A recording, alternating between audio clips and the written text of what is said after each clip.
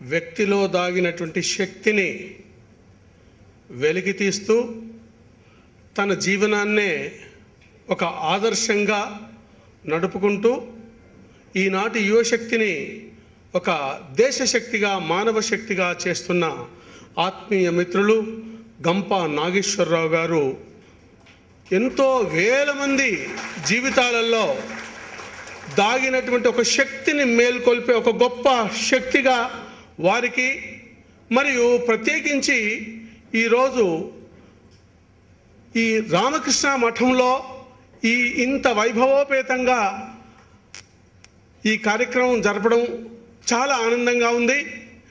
దానికి తోడుగా ఇంకా ఎంతోమంది ఆత్మీయులు, పర్సనాలిటీ డెవలపర్సు, మరియు తమకు తాము డెవలప్ కావాలి, ఈ దేశాన్ని మానవాళిని డెవలప్ చేయాలి అని ఆకాంక్షతో వచ్చిన మిమ్మల్ని అందరినీ చూస్తుంటే సాక్షాత్ ఇక్కడ స్వామి వివేకానందులే గంప నాగేశ్వరరావు గారి ద్వారా, వక్తల ద్వారా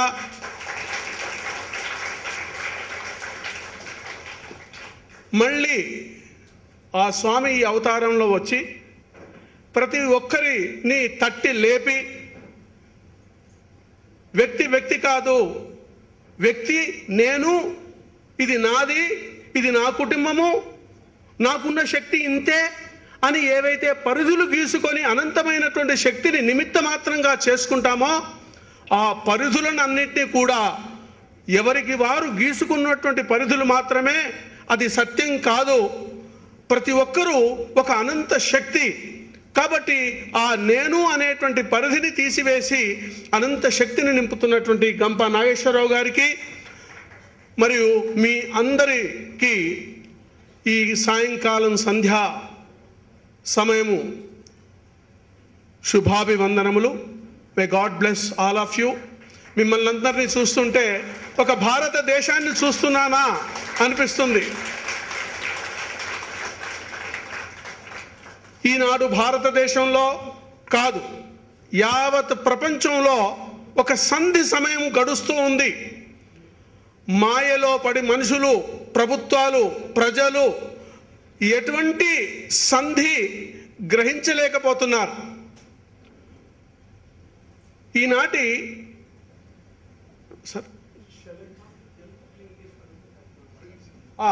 మీకు తెలుగులో మాట్లాడాలా, ఇంగ్లీష్లో మాట్లాడాలా, మీ అందరికీ ఎలాగైతే చాలా సౌలభ్యంగా ఉంటుందో చెప్పండి.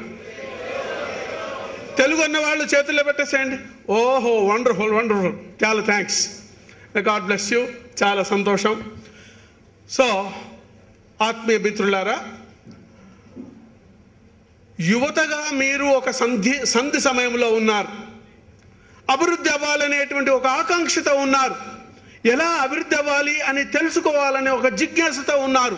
అది మీ జీవితాలలో ఒక సంధి సమయం అవుతే ప్రపంచంలో, దేశంలో మరొక గొప్ప సంధి సమయంలో మనము ఇప్పుడు జీవిస్తున్నాం. ఎటువంటి సంధి అని అనగా, ఈనాటి భారతదేశ జనాభాలో 121 కోట్లలో 40 సంవత్సరంలో లోపల ఉన్నటువంటి వాళ్ళు 75 కోట్ల మంది ఉన్నారు. ఇక మీలాగా 25 సంవత్సరంలో లోపల ఉన్నటువంటి వాళ్ళల్లో దాదాపు 55 కోట్లు మీరే. ఇక మీ తమ్ముళ్ళు, చెల్లాయిలను తీసుకుంటే 15 ఏళ్ల లోపు వాళ్ళని తీసుకుంటే ఈనాటి దేశ జనాభాలో 34% మీరే. కేవలము వచ్చే 9 సంవత్సరాలలో, అంటే 2020 నాటికి ఈ 70% కాస్త 85%గా ఎదుగుతుంది, 55% కాస్త 70%గా ఎదుగుతుంది, 34% 15 ఏళ్ల లోపు వాళ్ళు 50% పైన ఎదుగుతారండి. అంటే ఈరోజు 26 సంవత్సరముల పైన ఉన్నటువంటి వాళ్ళు, బ్రతికున్నటువంటి వాళ్ళు 2020 నాటికి కేవలము ఒక 30%గా కుదించబడతారు. ఈ దేశమంతా మీదే అవుతుంది. డాక్టర్లన్నా, యాక్టర్లన్నా, టీచర్స్ అన్నా, ఓటర్స్ అన్నా, లీడర్స్ అన్నా, అసెంబ్లీలన్నా, పార్లమెంట్లన్నా అన్నీ మీవి కాబోతున్నాయి. సో మిత్రులారా,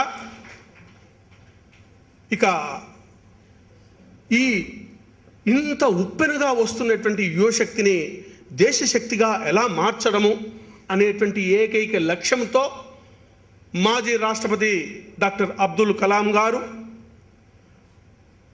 ఒక శాస్త్రవేత్తగా ఆలోచన చేసి ఇప్పుడు జరుగుతున్నటువంటి వ్యవస్థను మార్చాలంటే అది యువతను మార్చాలి. యువతను ఒక శాస్త్రీయంగా ఈనాటి విషయాలన్నీ వాళ్లకు కన్విన్సింగ్గా మనం చెప్పగలిగితే, వాళ్ళు కన్విన్స్ అవుతే వాళ్ళే దీనికి నాయకత్వం వహిస్తారు. ఈ దేశాన్ని మార్చగలిగే సత్తా కేవలం యువతకు ఉంది. ఈరోజు యూత్ అనగానే సమాజంలో యూత్ ఆర్ యూజ్లెస్ అన్నటువంటి స్థాయిలో ఉంది సమాజం. కాదు, లీడ్ ఇండియా ఏం చెప్తుందంటే youth are not useless, youth are used less అని చెప్తుంది. So now how to use the youth as a big power of this nation, యువశక్తిని దేశశక్తిగా ఎలా మార్చాలి అన్నదానికి మొదలు యూత్ను అర్థం చేసుకోవాలి, వారి మనోభావాలను అర్థం చేసుకోవాలి, వారి ఆకాంక్షను అర్థం చేసుకోవాలి.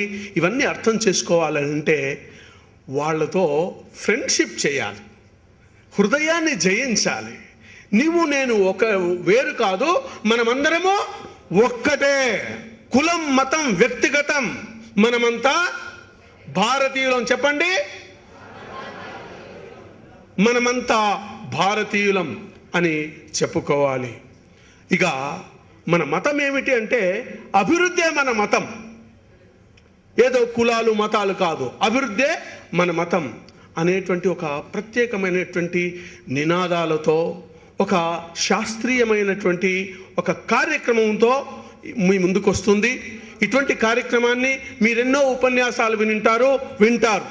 కానీ ఇప్పుడు నేను ఇవ్వబోయే 45 నిమిషాలలో మీరు ప్రతి ఒక్కరూ పూర్తిగా సహకరించినట్టయితే ఇది మీ జీవితంలో ఒక కొత్త ఆలోచనని, అభివృద్ధికి ఒక కొత్త మార్గాన్ని సూచిస్తుంది అని తెలియపరుస్తూ, ఇక నేను ఇక్కడ ఉండదలుచుకోలేదు.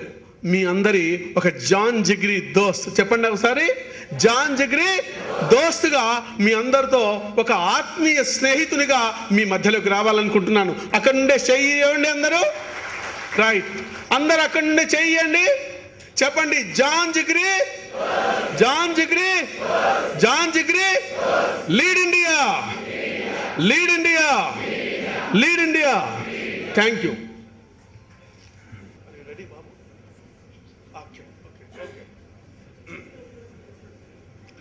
ఆత్మీయులారా, మనమందరము ప్రేమమూర్తులం. ఈ ప్రపంచంలో అన్నిటికంటే గొప్పది ప్రేమ. ఈ ప్రేమ ద్వారా ఎవరినైనా ఎప్పుడైనా ఎక్కడైనా పూర్తిగా జయించవచ్చు. ప్రేమతో జయించనిది ఈ ప్రపంచంలో మరి ఇంకొకటి ఏది ఉండదు. ఎట్టి పరిస్థితినైనా ఏ మనిషినైనా కూడా జయించడానికి ప్రేమ ఏవ నియమః, అది ఒక్క నియమాన్ని కనుక మనం ఆలోచన చేసి అర్థం చేసుకొని అన్నిటినీ, అందరినీ, అన్ని సమయాలలో ప్రేమించేటువంటి తత్వాన్ని, రహస్యాన్ని మనము గనక తెలుసుకోగలిగితే జీవితం అంతా కూడా మీ చేతిలో సంపూర్ణ అభివృద్ధికి అది ఒక మూలంగా, మీ అందరికీ ప్రేమపూర్వకంగా, మీ అందరి ఒక స్నేహితునిగా మీ అందరికీ నేను ఈ కార్యక్రమాన్ని మొదలు పెడుతున్నాను. Okay, thank you. ఈరోజు మనం ఈ రామకృష్ణ మఠంలో స్వామి వివేకానందుని సమక్షంలో కలుసుకుంటున్నందుకు ఒక చిన్న విషయాన్ని, రహస్యాన్ని మీ అందరికీ చెప్పాలి. నేను హై స్కూల్లో చదువుతున్నప్పుడు స్వామి వివేకానందుని లిటరేచర్ ద్వారా స్ఫూర్తి పొంది ఒక పిచ్చివానిలాగా ఆయన లిటరేచర్ చదవడమే నా జీవితంగా మారిపోయింది. ఈరోజు మాట్లాడుతుంది నేను కాదు, స్వామి వివేకానందుడే మాట్లాడుతూ ఉంటాడు. స్వామి వివేకానందుడి పేరు తలుచుకోగానే మనందరికీ గుర్తొచ్చేది ఆయన యొక్క స్ఫూర్తి వాక్యాలు. మనందరికీ నిరంతరంగా రోమాంచనం కలిగించేటువంటి స్ఫూర్తి వాక్యాలతో మనలో జీవిస్తున్నాడు ఆ స్వామీజీ. ఈ దేశాన్ని ఎప్పటికైనా జీవింపజేసేది స్వామి వివేకానందుల వారు. ఈ సమక్షంలో నాకు ఒక మాట గుర్తొస్తుంది ఈ కార్యక్రమాన్ని ప్రారంభించడానికి. నేను భారతదేశం తిరిగి వచ్చిన తర్వాత అక్కడ ఉన్నటువంటి మట్టిని నెత్తిన వేసుకొని భూమిని ముద్దాడి లేస్తూ ఉంటే విలేకరులు, ఇంత గొప్పవాడివి, ఇదేమి పిచ్చి పని, అందరూ నడిచేటువంటి ఈ బాటలో ఉన్న మట్టిని నెత్తిన పట్టుకుంటున్నావు, ముద్దాడుతున్నావు, పిచ్చివాడవా అన్నటువంటి సమయంలో ఈ భూమి ఎంత గొప్పది, ఈ దేశము ఎంత గొప్పది, భారతీయులుగా నేను గర్విస్తున్నాను అన్నటువంటి ఆ మాట ఏ రోజుకైనా ఎవరినైనా కూడా గర్వింపజేస్తుంది. ఎందుకు గర్వింపజేస్తుంది? అందరినీ గర్వింపజేస్తుందా? లేదు. ఈ రోజు కూడా ఈ దేశాన్ని తాకట్టు పెట్టి అమ్ముకొని అవినీతితో ఒక క్యాన్సర్ లాగా ఈ దేశాన్ని నాశనం చేస్తున్నటువంటి దేశ ద్రోహులకు అది అందడం లేదు. అలాగే ఈ దేశం యొక్క పూర్వ వైభవము, దీని యొక్క సంస్కృతి, సాహిత్యము, చరిత్ర తెలియనటువంటి వాళ్ళు ఈ దేశం యొక్క గొప్పతనం తెలియదు మిత్రులారా. సో ఈ లీడ్ ఇండియా కార్యక్రమాలలో మనమందరం ఒక భారతీయులుగా స్వామి వివేకానందులాగా గర్వించడానికి కొన్ని సూక్తులు మనం మాట్లాడుకోవాలి. డేట్ ఎంత? 4th May 2011. ప్రపంచమంతా ఇదే తేదీ ప్రకారం కార్యకలాపాలను నడిపించుకుంటుంది. ఎవరిచ్చారు ఈ ప్రపంచానికి ఈ తేదీని? ఎవరిచ్చారు? భాస్కరాచార్యుడు. అందరూ ఒకసారి గట్టి చప్పట్లు కొట్టండి. రైట్. భారతీయుడైనటువంటి భాస్కరాచార్యుడు భూమి తన చుట్టూ తాను తిరుగుతూ సూర్యుని చుట్టూ తిరగడానికి 365 రోజులు అవుతాయి అన్న ఆధారంగా క్యాలెండర్ ఈరోజు ప్రపంచమంతా కూడా చేస్తుంది. గణాంకంలో శూన్యాంకం లేనిది గణాంకాలను ఊహించగలరా? సున్నా లేకపోతే లెక్కలు ఉన్నాయా? లెక్కలు లేకపోతే సైన్స్ ఉందా? సైన్స్ లేకపోతే ఈ టెక్నాలజీ అంతా ఉందా? కాబట్టి మిత్రులారా, మన ఐన్స్టీన్ మహాశయుడే ఏం చెప్తున్నాడంటే, ఇంకా right, we owe a lot to the Indians who taught us how to count, without which not worthwhile scientific discovery could have been made. భారతీయులే కనుక విజ్ఞాన శాస్త్రాన్ని అందించకపోతే ఈ ప్రపంచం ఇంత టెక్నాలజికల్గా డెవలప్ అయ్యేది కాదు అన్నాడండి.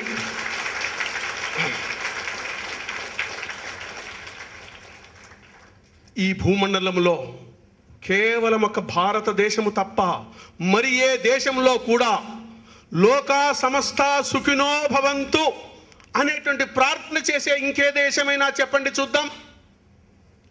కేవలం ఒక భారతీయులు, నా కులము, నా మతము సౌభాగ్యంగా సంతోషంగా ఉండాలి అనేటువంటిది భారతీయ తత్వం కాదు. లోకా సమస్త సుఖినో భవంతు, లోకమంతా సమస్తంగా ఉండాలి, చరాచర జంతువులు, ప్రాణికోట్లు సర్వం సుభిక్షంగా ఉండాలి అనేటువంటిది గొప్ప తత్వం ఈ దేశంది. ఇక వసుదైక కుటుంబం, ఈరోజు గ్లోబల్ విలేజ్ అంటారు. భారతీయులు విలేజ్ కాదు, కుటుంబము. All are one. మనమందరము ఆత్మీయులము, ఆత్మతత్వంతో అలరారిపోతున్నాము. ఆత్మతత్వాన్ని తెలుసుకోవడమే ఈ జీవితము అనేటువంటి ఒక మూల సూత్రాలను మనము భారతీయులుగా తెలుసుకోవాల్సిన ధర్మంగా ఉంది అని లీడ్ ఇండియాలో ఒక మొట్టమొదటి కాన్సెప్ట్ను మీ అందరికీ ఆలోచన కొరకు వదిలిపెడుతున్నాను. ఇంకా దీన్ని ముందుకు వెళ్ళండి.